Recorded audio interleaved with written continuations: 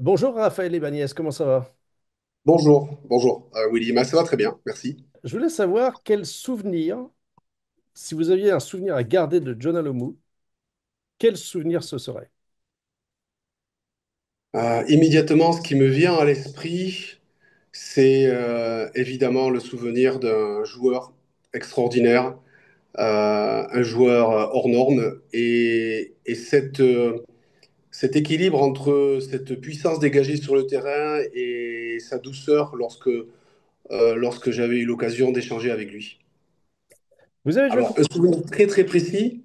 Si on doit se projeter quelques années en arrière, le temps passe vite, mais oui, c'est évidemment cette demi-finale France-Nouvelle-Zélande à Twickenham où il avait été exceptionnel. Alors ça, on va y revenir en détail. Je voulais savoir déjà, vous avez joué combien de fois l'un contre l'autre en tout? C'est difficile de compter, mais j'imagine 5, 6 fois en tant qu'adversaire. Alors après, j'avais un peu de chance, c'est que ce n'était pas mon adversaire direct. Euh, donc j'ai petite pensée pour tous les ailiers français qui ont dû l'affronter. Voilà, moi j'étais plutôt au cœur du réacteur en tant que talonneur, au cœur du pack français, dans une sorte d'action permanente en missile sol-sol. Donc voilà, j'avais parfois des difficultés à voir plus loin que le périmètre très rapproché de l'affrontement entre avant, mais évidemment, j'ai eu le bonheur, entre guillemets, de croiser sa route plusieurs fois. C'était quoi sa réputation en 99? Il avait déjà une certaine réputation à ce moment-là, mais juste avant la Coupe du Monde, c'était quoi sa réputation? Je crois que sa réputation en 99, c'était le joueur hors norme, exceptionnel, au top de sa forme, le facteur X de cette fabuleuse équipe néo-zélandaise. Alors ça, c'est ce qu'on voulait, j'allais dire, montrer. On savait que rétrospectivement, qu'il souffrait déjà énormément à ce moment-là. Et d'ailleurs, il avait même failli louper la sélection pour cause de méformes. Euh, Est-ce que c'est quelque chose dont vous vous étiez aperçu éventuellement sur le terrain ou à côté? Non, pas vraiment, parce que à cette époque-là, en fait, les informations qui se transmettaient de l'hémisphère sud à l'hémisphère nord étaient très diffuses, très confuses, en fait. On avait que peu d'insight sur le mode de vie des autres équipes, des adversaires. On allait y venir, bien sûr, avec l'avènement de la technologie, de l'analyse vidéo, mais en fait, sur la personnalité même des joueurs et sur leur vie personnelle, on avait peu d'éléments. Et c'est vrai que personne, je crois, au sein de l'équipe de France, de ma génération, n'avait pris conscience des difficultés, des problèmes de santé à venir de Juna. Et ceci dit, quand vous le voyez, on s'en doute pas. Non, parce que en fait, il faisait l'objet, en revanche, de discussions animées avant les matchs, mais vraiment sur l'aspect uniquement sportif. C'est-à-dire comment l'arrêter, comment stopper cette sorte de phénomène en fait qui déboule sur l'aile dans son couloir. Comment l'affronter tout simplement. Ça, ce sont des vraies questions qui ont quelque peu perturbé nos lignes arrière pendant de nombreuses années. Ouais. Alors vous, vous étiez capitaine, hein, Raphaël, sur ce match aussi, on va y venir. Comment se passe la préparation de la demi-finale? Donc, bah, en fait, on connaissait pas mal de tensions au sein de notre effectif, au sein de l'équipe, parce que on avait vraiment de très forts caractères au sein de ce groupe, et nous n'arrivions pas vraiment à canaliser notre énergie vers la performance, jusqu'à ce que l'ultra favori, l'équipe néo-zélandaise, se dresse face à nous, et ça nous a amené en fait pour avoir une approche très studieuse. Et au fond de nous aussi, nous avions, sur l'aspect, on va dire, affectif, motivation, on avait vraiment la conviction que tous ces forts caractères pouvaient réaliser tout d'un coup de grandes choses et qu'on allait pouvoir, en mode compétition ultime, c'est-à-dire un match à élimination directe, qu'on allait pouvoir se dépasser, se surpasser. Donc, quelque part, les All Blacks vous ont resserré, finalement. Je dirais qu'ils nous ont bien rendu service, oui, dans cette compétition, mais ils nous ont permis de vraiment sacraliser l'événement et de repousser nos limites sur ce match.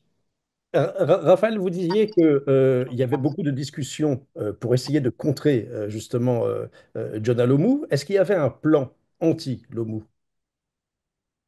Non, le plan était très simple, c'était faire en sorte que nos ailiers, Philippe Bernat-Sall, Christophe Dominici, relèvent le défi et soient dans les meilleures conditions mentales pour pouvoir l'affronter. Après, d'un point de vue très, on va dire, tactique, c'était évidemment essayer, dans la mesure du possible, de couper les liaisons entre la ligne de trois quarts, qui par ailleurs était remarquable, et le phénomène Jonah. Donc, c'était couper les liaisons, c'était faire en sorte qu'il ne soit pas servi dans de bonnes conditions, parce qu'après, on savait que, après, une fois le ballon dans les mains de Jonah, là, derrière, il fallait être solide. J'ai lu quelque part que Pierre Villepreux disait que avant le match, les joueurs avaient peur. Est-ce qu'il y avait une crainte de votre côté? Non, je réfute C'est une légende. ce sentiment-là. Ouais, parce qu'en fait, un joueur international, quand il est prêt au combat, il peut pas vraiment éprouver ce sentiment de peur. Ou alors peut-être la peur de mal faire, ce qui est différent. Mais une peur profonde, presque enfantine, non, ça a jamais été le cas et ça n'a même pas traversé l'esprit de mes coéquipiers qui se trouvaient face à Jonah. En revanche, la peur peut-être de passer à côté du match, la peur de laisser trop d'espace à Jonah, ça c'est évidemment un critère à prendre en compte et c'est peut-être en ce sens que Pierre Villepreux voulait l'exprimer. Parce que ce qui est assez extraordinaire également, c'est que les bookmakers vous donnent à 20 contre 1 contre les All Blacks. Personne mise un copec sur vous. Et pourtant, il va se passer l'impensable. Est-ce que ce côté un petit peu outsider, finalement, là aussi, n'est pas bénéfique quelque part pour vous? Ben, disons que quand on prépare des matchs de cette intensité, de ce niveau-là, on peut se nourrir de tout. Et j'irai même encore plus loin, au-delà de ce qu'avaient prévu les bookmakers sur ce match. C'est que il y avait eu aussi dans un média français une sorte de mini-sondage. Il ne s'agissait pas dans le sondage pour le grand public de définir qui allait sortir vainqueur de cette rencontre, mais de quel écart de points la France allait perdre face à la Nouvelle-Zélande. Vous imaginez un petit peu le degré de confiance quand même au pays avant de préparer ce match. Et du coup, vous, le matin du match, vous faites un discours, parce qu'encore une fois, vous êtes capitaine de cette équipe. C'est quoi la teneur de votre discours? La mobilisation, aller puiser profondément dans cette énergie que je pouvais ressentir au sein de l'équipe, mais qui n'arrivait pas vraiment encore à exploser à bon escient et collectivement. Voilà, je crois à peu près la teneur du discours, mais est-ce qu'il y a eu vraiment un vrai discours? J'en suis pas certain.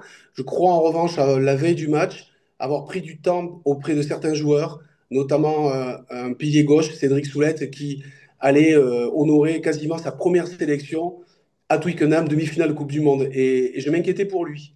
Mais c'est lui, en fait, qui m'avait rassuré. Et ce qu'il m'avait dit était assez fort. Il m'avait dit, demain, Raph, tu verras, ce sera un des plus beaux jours de notre vie sur un terrain de rugby. Voilà ce qu'il m'avait dit. Prémonitoire. Ah, ça, c'est balèze. Ça donne la chair de poule, tout ça, hein. Ça rappelle des souvenirs, ouais. Il y avait cette Marseillaise aussi, en réponse au haka, et c'est vous qui la menée. Oui, c'est venu spontanément, très spontanément. On n'avait rien anticipé, rien préparé par rapport au défi qui est mythique et que l'on doit respecter, le haka forcément. Et en revanche, cette Marseillaise, elle est improvisée, elle est au milieu du terrain, elle est en cercle, on se sert à ce moment-là. C'est un cri du cœur, j'ai envie de dire. Un cri du cœur avec la fierté de représenter notre pays, de représenter nos couleurs. Très spontané, on a fait ça librement.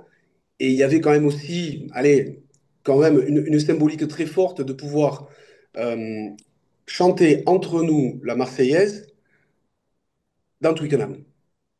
Ce que disent les Anglais avec juste titre, à juste titre, avec raison ou pas, The Home of Rugby. Et il y avait quand même aussi une façon un peu rebelle pour nous de nous imposer à ce moment-là. Oui, parce qu'en plus, les arbitres vous demandent d'arrêter, et puis bon, vous faites la sourde oreille, quoi. Et puis, on n'interrompt pas la Marseillaise, clairement, c'est évident. On va jusqu'au bout quand on chante l'hymne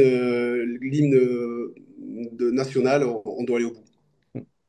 Alors, le match se passe, il est mal barré pour vous, et là, finalement, alors vous prenez un carton, aussi à la 35e, vous vous souvenez? Quelle faute? Mon carton jaune? Ouais. Oui, je m'en souviens très bien, évidemment. mais je ne sais pas si je dois commenter. Bon, ben non, alors. Non, mais parce qu'aujourd'hui, ce type d'action pourrait très vite virer au rouge. Voilà. Ce que je pourrais dire, c'est que l'engagement a été total sur ce match et nous avions décidé avant le match d'avoir une énergie qui pouvait décontenancer l'ensemble du dispositif néo-zélandais. Ce bloc, en fait, All Black, ultra confiant, on s'était dit que on avait encore une chance dans l'affrontement en étant très rugueux, très agressif, à la limite, en fait, de la saine agressivité. C'est ce que nous avons trouvé, ce degré. Mais en fait, ce qui pouvait être assez frustrant, c'est que malgré tous nos efforts, malgré cette débauche d'énergie incroyable, malgré ce courage aussi dont on fait preuve en première mi-temps, ben, ils sont encore devant. Et c'est pas une surprise. Grâce à qui? Entre guillemets, grâce au phénomène Le Mou, puisqu'on avait bien expliqué avec l'ensemble des leaders de jeu que l'idée c'était de couper la liaison entre Jonah et le reste de son équipe, mais au moins sur une action, on n'y est pas parvenu. Et après, gros dégâts. Alors, vous le disiez, vous êtes mené 17-10 à la mi-temps. Et pourtant, entre la 45e et la 75e, alors là, il y a que du bleu. 33 points à zéro que vous mettez au All Black. Qu'est-ce qui s'est passé? Ça a été quoi le déclic? Honnêtement, encore aujourd'hui, et ça me fait toujours plaisir d'en reparler et d'évoquer ce moment-là, parce que c'est un moment marquant du rugby français, et nous en sommes très fiers avec tous mes coéquipiers, mais j'aurais beaucoup de mal à expliquer ce qui s'est réellement passé. Je crois, avec le recul aujourd'hui, que d'abord, il y a ce deuxième essai de Jonah, qui paraît sceller le sort de la rencontre. Et puis, on se retrouve sous les poteaux. Et vous savez, sous les poteaux, parfois, les joueurs ont besoin de se dire des mots, de s'encourager. Et je crois que les mots qui sortent à ce moment-là, que ce soit de ma part en tant que capitaine ou des leaders, on parle de survie, quoi, carrément. On parle d'un moment où on a deux options. Soit on plonge totalement et on donne raison aux bookmakers qui nous voyaient loin derrière cette équipe All Black, soit on a cet instinct de survie qui va nous permettre de nous dépasser. Et puis après, il y a le jeu, le ballon, le rebond, les opportunités, la dynamique qui s'inverse, le regard adverse qui commence à douter, les chants à Twickenham. Enfin, tout ça fait que j'ai encore un sentiment aujourd'hui de quelque chose d'assez incroyable, d'assez extraordinaire, mais vraiment au sens littéral du terme, c'est-à-dire qui sort vraiment de l'ordinaire et qui nous a transcendés. On pourrait dire la magie de Twickenham, peut-être. Mais inversé du coup, pour vous. Alors inversé parce que c'est à Twickenham. C'est Parce que, dans la après, on parlera du miracle de Twickenham d'ailleurs, hein. Oui, après les mots vont sans doute jaillir des passionnés de rugby, des supporters, des médias pour définir ce moment-là. Et ils sont tous respectables et ils amènent tous ce côté un peu légendaire à ce match. Et, euh, et nous, on est très fiers d'avoir été à l'œuvre sur le terrain dans ces moments-là. Mais c'est un côté un peu surnaturel, un peu magique et un état de grâce, en fait, je crois, pour l'ensemble des joueurs. Et puis pour la petite anecdote, franchement, allons-nous revivre un jour cette ambiance à Twickenham de supporters anglais qui étaient au soutien de l'équipe de France? Je ne sais pas si on arrivera à vivre ça un jour, à nouveau. Ça, ça, Pas ça, certain. ça fait un plaisir. Est-ce qu'à la pause, justement, vous vous dites, mais après tout, comme on est dans ce côté un peu magique et extraordinaire au sens littéral, vous vous dites à ce moment-là, mais Jonah Lomu n'est pas invincible. Et malgré tout, on peut y arriver. Oui, on a une conviction profonde. Une conviction qui s'est construite dans la préparation du match, avec ce côté très studieux sur la stratégie que l'on pouvait employer, et en même temps sur l'âme de cette équipe de France qui a pu s'exprimer vraiment totalement ce jour-là. Alors que nous avions vraiment beaucoup de difficultés tout au long de la préparation, sur les matchs de qualification, pour vraiment trouver cette connexion entre nous. Et là, ce jour-là, c'est arrivé. Donc, à la mi-temps du match, euh, les mots sont très forts, les mots sont empreints de certitude, vraiment de certitude. Euh, on, euh, on casse les codes, on casse le mythe dans notre esprit à la mi-temps du match, en espérant le meilleur, bien sûr, pour l'équipe. Et pourtant, la suite, eh bien, elle est allée plutôt dans le sens des All Blacks, puisque Jonah a inscrit un deuxième essai. On voit qu'à la fin, donc victoire, 43-31, vous êtes qualifié, les All Blacks éliminés. Euh, John Alomu vient vous féliciter, vient féliciter tous les joueurs. Est-ce que c'est cette image que vous gardez du personnage? Moi, j'aurais toujours du mal à oublier ce moment-là, parce qu'effectivement, nous étions pris dans une sorte de tourbillon, dans une sorte d'euphorie collective et de magie. Et puis, il y a un joueur qui a été suivi par d'autres joueurs ensuite, qui étaient forcément abattus par l'élimination et ce que ça peut représenter dans une phase ultime de Coupe du Monde. Bah, Jonah, lui, il a pris le temps, il a pris une grande inspiration et il est venu nous saluer et nous serrer la main dans un esprit chevaleresque, voilà, de connexion entre les hommes, de force, euh, de force collective qui peuvent s'exprimer sur le terrain en tant que combattants, mais qui tout d'un coup nous ramènent en fait à ce respect. Voilà. Et ça m'a vraiment marqué. Ça m'a vraiment marqué parce que quand on prépare ce genre de match, on met tout sur la table. On met son énergie, son talent, son orgueil aussi, sa fierté. Et là, c'était quelque part une petite leçon que Jonah nous a donnée à tous, c'est-à-dire au-delà de la compétition, au-delà de l'affrontement et de la rivalité, je range un peu ma déception et mon orgueil de côté pour prendre le temps de respecter et saluer l'adversaire. C'est quelque chose qui m'a beaucoup marqué, en effet. Vous l'avez revu ultérieurement. Oui, plus tard, quelques années plus tard. Il était souvent sollicité par les médias pour commenter des matchs en Nouvelle-Zélande ou pour apporter son regard sur l'évolution du rugby en général. Et j'ai eu plusieurs fois l'occasion d'échanger avec lui.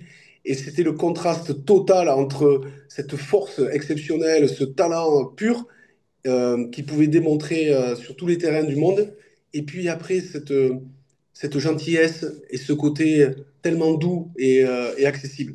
Ça aussi, ce contraste-là m'a profondément touché, m'a profondément marqué, parce que ça nous ressemble à tous, en fait, je crois. Chez les joueurs de rugby, il y a ce côté-là, ambivalent. L'aptitude au combat, la volonté de dominer l'adversaire physiquement, mentalement. Et puis après, en dehors du terrain, la bonne énergie, le côté humain, tout simplement. On sent que vous n'êtes pas prêt à l'oublier et que quelque part, j'ai l'impression quand même qu'il vous a même aidé à grandir vous-même en tant qu'homme. Oui, parce que c'est la chance que nous pouvons éprouver lorsque nous vivons avec autant d'intensité les matchs internationaux, la préparation et ensuite la- essayer de comprendre l'adversaire.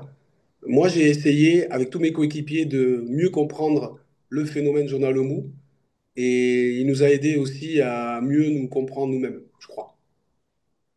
Et vous l'avez complètement décrypté? Il y aura toujours une part de mystère chez Jonah, je pense, parce que il me semble que c'est quelqu'un d'assez humble, d'assez discret dans sa vie. Il faudrait remonter à ses origines, son background pour comprendre un peu mieux les différents aspects de sa personnalité.